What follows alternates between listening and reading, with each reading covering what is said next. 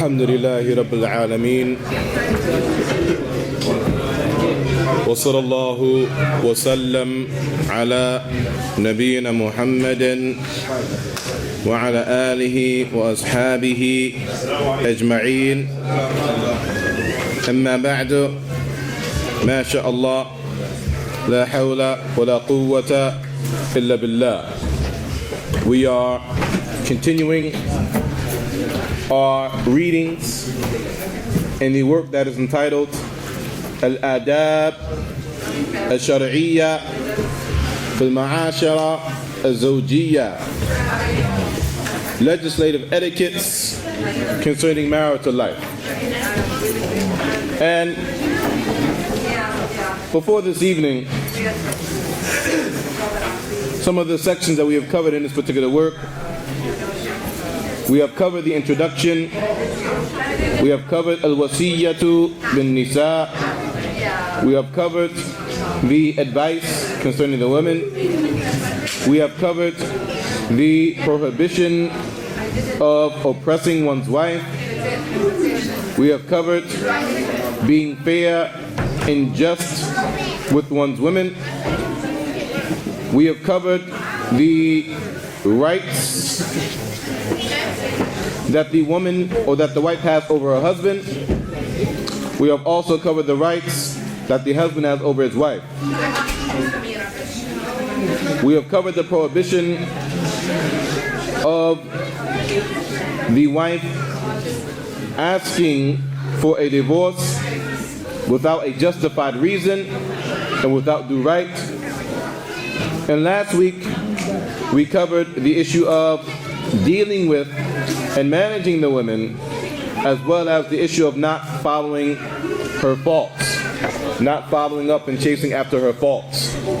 So this leads us to the next section that we are to begin with this evening, and it is Adabu Laylatul Bina Bil Urus, the etiquettes that the newlyweds should have with one another on Laylatul Bina, on the night of building, on the night of construction, their first night that they have together.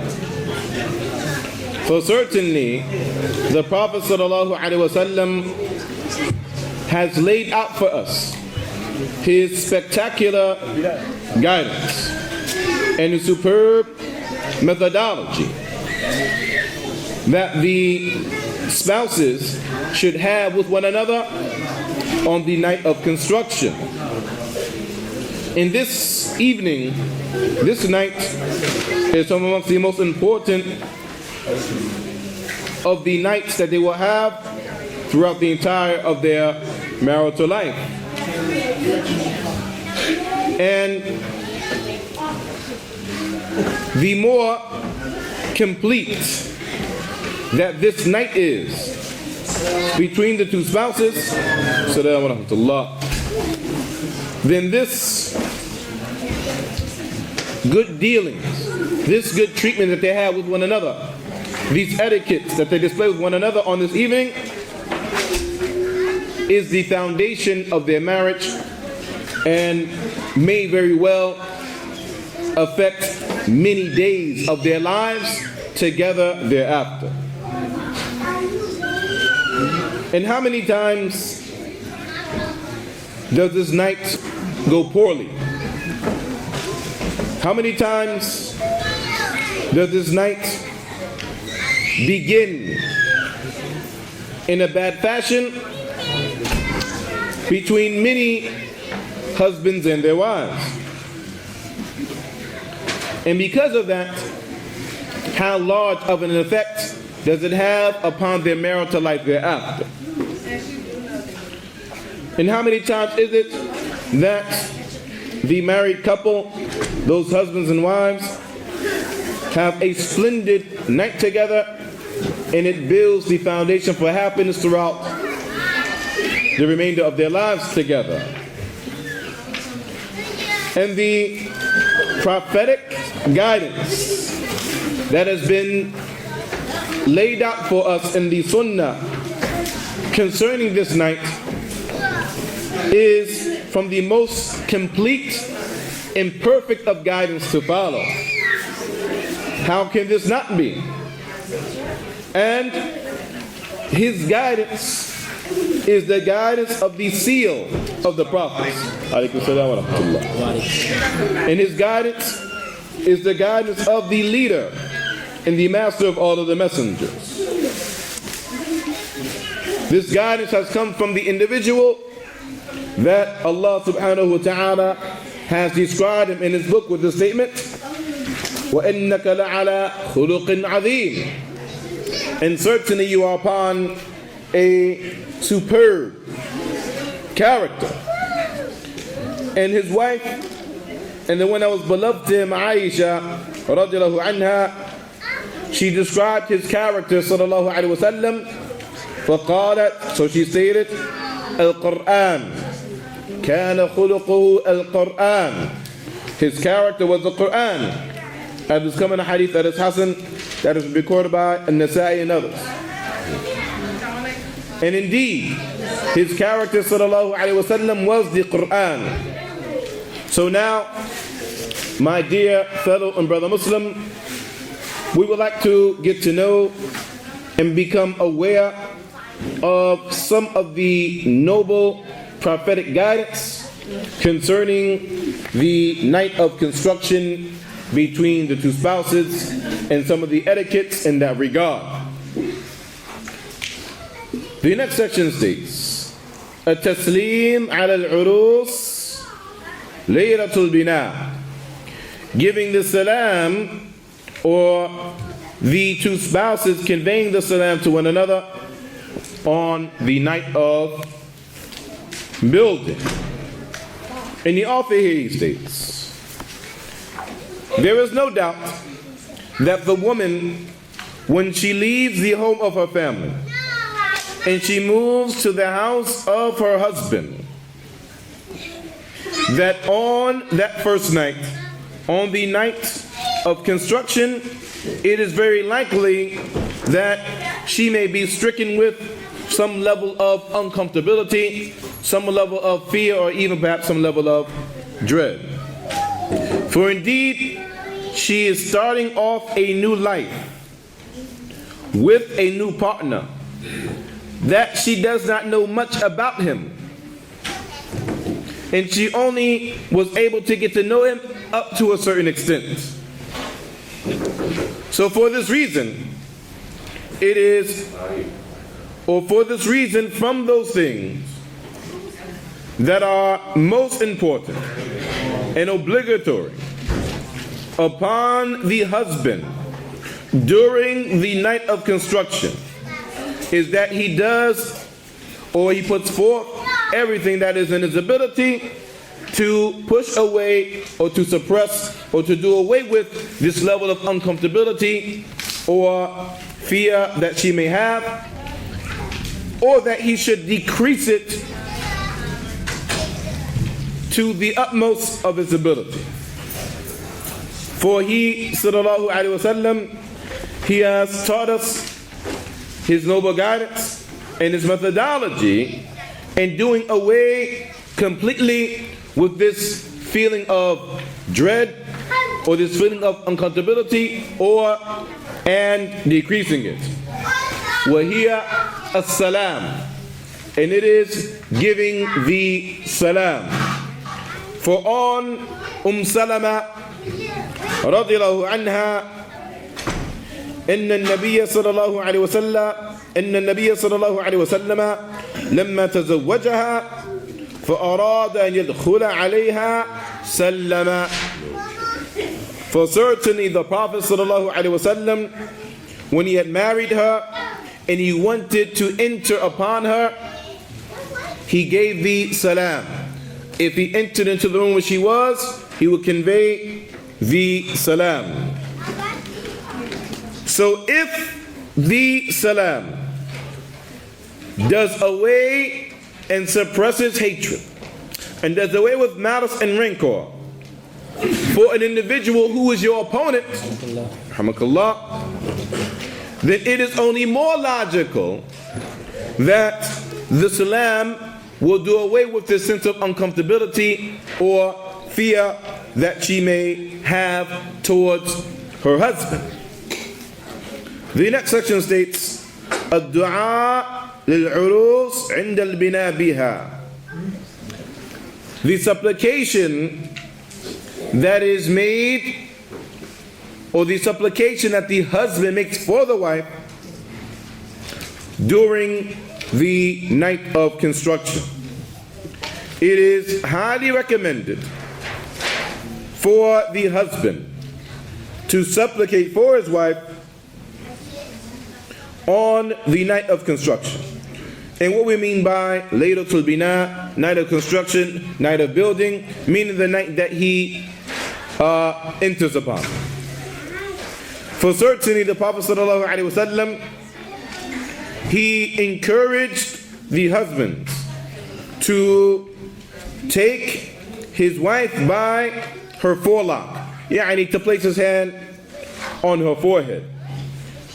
وَيَدْعُ لَهَا بِالدُّعَاءِ الْمَأْثُورِ, and to supplicate for her with that supplication that has been narrated in the Sunnah. اللهم إني أسألك خيرها وخير ما جلبتها عليه. O Allah, I ask you for her khayr. O Allah, I ask you for her good in her excellence, and I ask you for the good from the natural disposition that you have placed her upon. وَأَعُوذُ بِكَ مِنْ شَرِّهَا وَشَرِّ مَا جَلَبْتَهَا عَلَيْهِ. And I seek refuge in you from her evil and from the evil that may be a part of the natural disposition that you have created her upon. And this hadith as well is Hasan. It has been recorded by Abu Dawood and the Nasa'i and others. And in the last section that we will take for this evening, inshallah ta'ala, is Malatafa al-Urus. Malatafa al-Urus. The newlyweds being kind to one another. And the author states here, after he has done away with this level of fear, after he has done away with this level of dread or uncomfortability that his wife may have, through giving her the salam often and supplicating for her, then it is imperative upon the husband that he is very kind to her, and that he plays with her, and that he jokes with her. For indeed, bashfulness and shyness is from the natural characteristics of the woman that she has been created upon. And when the wife that has just gotten married, when she is a virgin, then this bashfulness or shyness may be experienced from her more so than from a woman who has already previously been married. So for this reason, being kind to her and joking with her and playing with her, it has a very strong impact upon decreasing the level of her shyness and her bashfulness with her husband. So we should look to the Prophet ﷺ and how he was kind with his wives when he was initially building his relationship with his wives. For Asma bint Yazid radiallahu anha, she states that she was preparing, certainly I prepared Aisha for the Messenger of Allah sallallahu alaihi wasallam. So I came to him, or thereafter I came to him, and I told him to come, and she was ready. So he came, and he sat down next to her side. and he brought her a cup of milk, and then he drank from it, and then he offered it to her sallallahu alaihi wasallam for her to also drink from it. And when he did this, she lowered her head and she became very shy.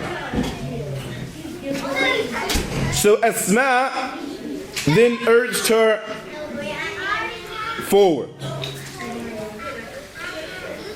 And I said to her, خُذِي مِنْ يَدِ النَّبِي صلى الله عليه وسلم. Take from the hand of the Prophet صلى الله عليه وسلم. يعني take what he's offering you. قالت, so she says that I took it and then I drank something from it. And this hadith is also Hasan, has been recorded by Imam Ahmad rahimahullah ta'ala. So for this reason, it is highly recommended for the husband to offer something to his family on the night of building. It is recommended for him to offer her a glass of milk, as the Messenger of Allah sallallahu alaihi wasallam did, or a glass of juice, or whatever takes the place of these two things. So that because of this, it can begin to build some closeness between them, through which they can begin to build their relationship. And his dealing with her in this fashion will also aid in decreasing the level of her shyness and the level of her bashfulness with her husband. And he should not treat her in a fashion that the male camel treats the female camel when he comes to her. Meaning what? Meaning before the actual intercourse, he doesn't just bring himself upon her in that fashion, but rather he precedes that with making her comfortable. He precedes that with treating her kindly. He precedes that with conversing with her and treating her nice, and the likes of those things that follow that, before actually entering upon and into her. For certainly the bashfulness and the modesty of the woman may prevent her from responding to him upon his initial call, or upon his initial invitation or extension to her. So for this reason, he should strive to appease her. He should strive to make her happy. He should strive to do those things with her that are going to decrease the level of her uncomfortability and decrease the level of her shyness and bashfulness before entering upon her in that fashion.